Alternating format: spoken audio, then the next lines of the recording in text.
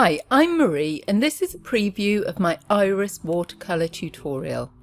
This tutorial demonstrates how I take a complex subject and break it down into very simple, manageable steps in order to build it up again on my paper.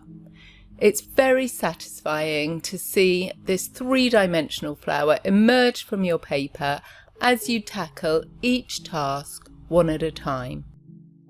So you can see here how I work on each petal separately, and then also within each petal I break it down into lots of different smaller sections as well.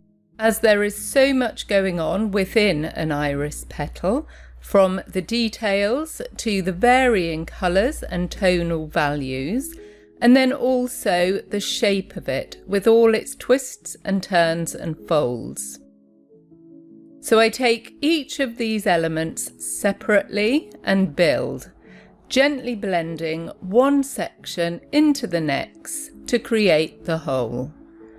I start with the background layer and work my way up to the surface.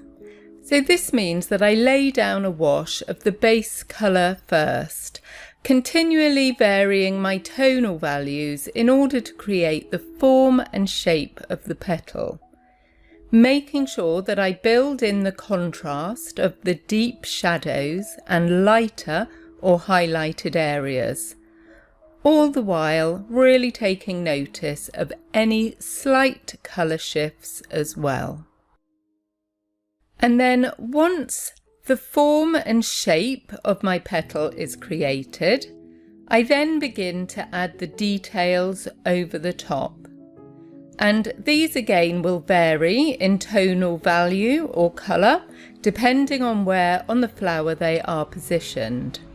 So if my veins are retreating into a shadowed area, I darken up my mix so that the veins also become darker. This really makes a big difference when it comes to the overall depth and three-dimensionality of your finished painting. So one of the hardest decisions when starting a painting like this is where to start. Now with a tried and tested method such as this, it makes the whole process so much simpler.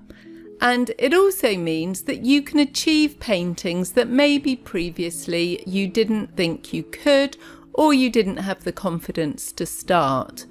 This is a 3-hour step-by-step watercolour tutorial in my membership club.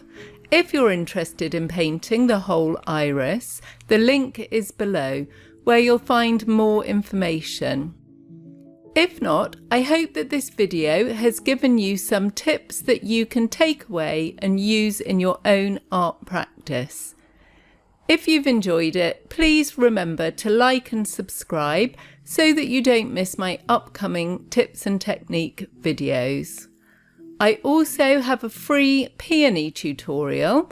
The link is also below if you'd like to give this method of painting a go.